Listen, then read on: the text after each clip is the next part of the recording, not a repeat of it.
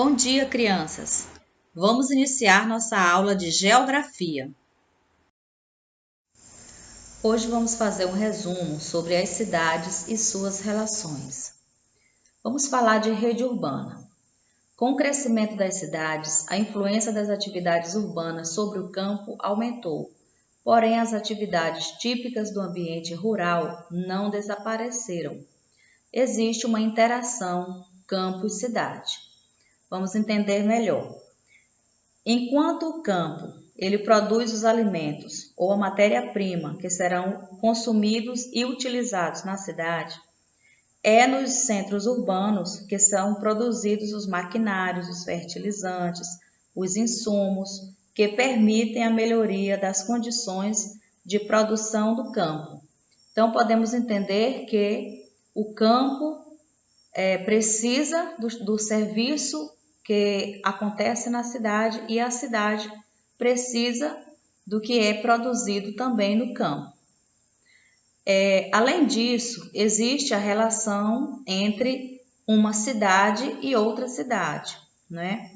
Elas se relacionam umas com as outras por meio do fluxo de pessoas, mercadorias, informações e recursos financeiros. A articulação entre estes centros urbanos é dado o nome de rede urbana. Ou seja, a rede urbana ela pode ser entendida como a interligação entre as cidades de um país, que depende da função e a influência que cada uma delas possui, porque as cidades elas são diferentes umas das outras.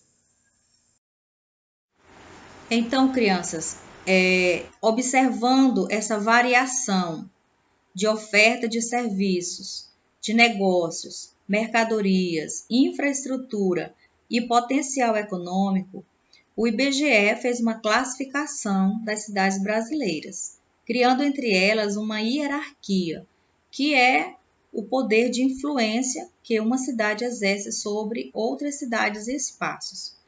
Então, de acordo com o IBGE, as cidades elas podem ser classificadas em 5 categorias: em metrópoles, capitais regionais, centros sub-regionais, centros de zona e centros locais. Quais são as características das metrópoles? São cidades de grande porte, com muitos habitantes e uma grande área de influência. Elas concentram serviços diversificados e especializados, como hospitais de alta complexidade, grandes universidades, centros culturais e sede de empresas. A cidade de São Paulo é a maior metrópole do Brasil e tem importância nacional e internacional. Essa metrópole tem grande importância no comando de diferentes atividades econômicas. Capitais regionais. São cidades com grande influência regional e que apresentam ampla variedade de comércios e de serviços, com algumas especialidades médicas, universidades e centros culturais. Como exemplo, temos a cidade de Porto Velho, que foi classificada como uma capital regional e exerce influência principalmente no estado de Rondônia, parte do Acre e no sul do Amazonas. Os centros sub-regionais são cidades com menor número de habitantes que as capitais regionais, atraem pessoas geralmente do mesmo estado em busca de serviços mais especializados, ou seja, a influência dos centros sub-regionais é só a nível de estado mesmo. Os centros de zona são cidades menores que os centros sub-regionais e que oferecem atividades de comércio e de serviços básicos, como escolas, postos de saúde, mercados, lojas e outros serviços. Centros locais são cidades pequenas, com poucos habitantes, que influenciam apenas as áreas rurais do próprio município. Os moradores dos centros locais buscam médicos, farmácias e outros serviços em cidades maiores.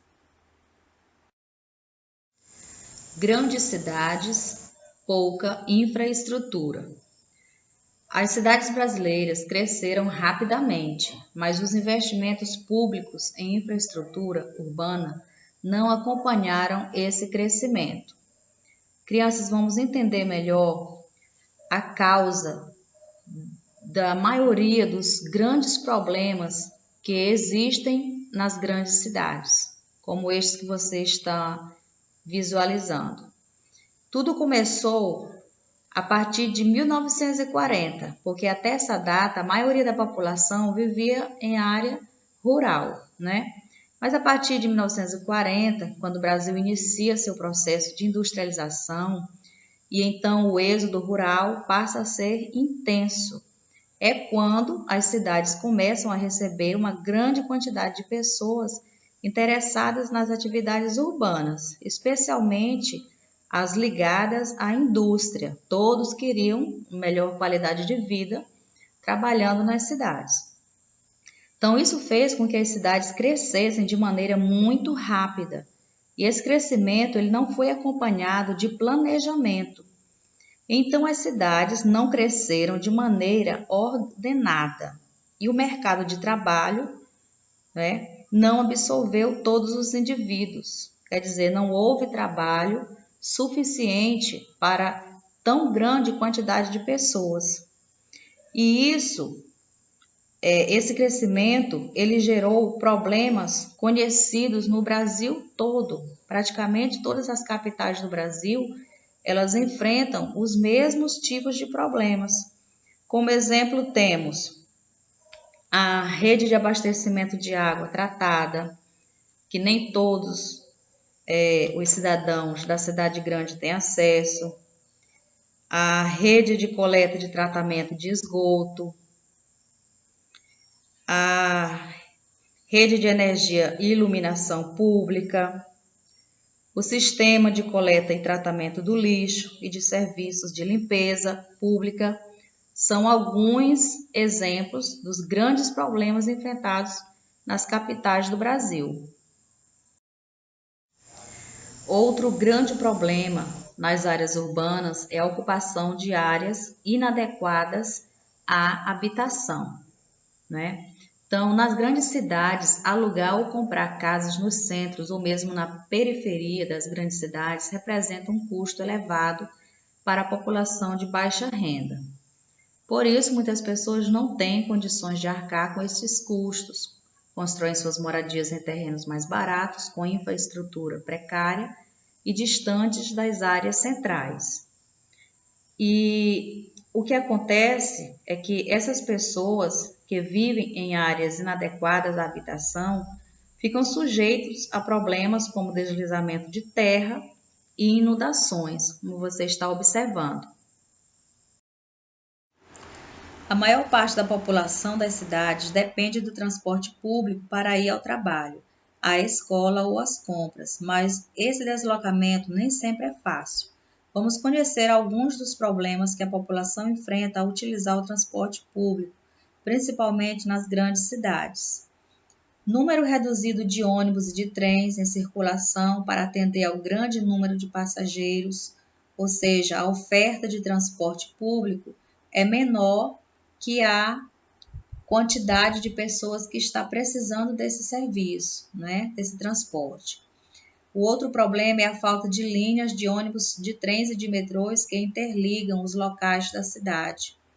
Preço elevado das passagens de transporte público nas cidades em geral é um grande problema, né? Porque as pessoas precisam pagar passagem todos os dias de ida e vinda para o trabalho. E isso acaba se tornando um custo muito alto para esses cidadãos. Outro problema é o congestionamento nas principais ruas e avenidas das cidades devido ao excesso de veículos. Isso contribui para a demora na circulação de ônibus e aumenta o tempo das viagens, não é? Então, o trânsito, a superlotação, não somente faz uma viagem se tornar mais longa e enfadonha, como também traz problemas para a poluição do ar, não é? Devido à fumaça que sai do escapamento dos veículos. Acessibilidade para ir e vir. A acessibilidade significa dar às pessoas com deficiência ou com mobilidade reduzida as condições necessárias para que elas tenham acesso aos mesmos locais e serviços disponíveis às demais pessoas. Isso não é favor, isso é lei. Isso, crianças, porque as pessoas com deficiência, elas precisam ter a mesma liberdade, as mesmas oportunidades de ir e vir, de viver socialmente, de ter as suas necessidades supridas em igualdade como qualquer outra pessoa que não tem nenhuma dificuldade de locomoção, né?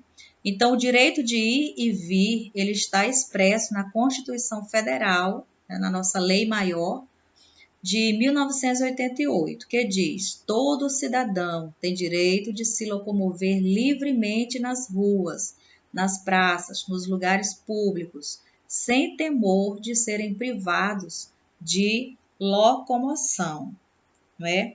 Então, os transportes públicos, eles precisam estar adaptados para atender às necessidades dessas pessoas.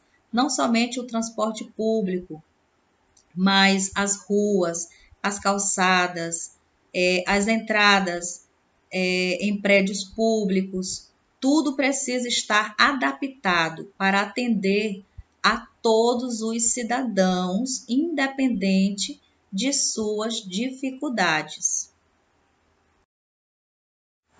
Crianças, hoje estudamos sobre a relação cidade e campo, sobre rede urbana, hierarquia urbana, a cidade e seus problemas e sobre acessibilidade. Agora é hora de responder a atividade. Capriche, hein? Bons estudos!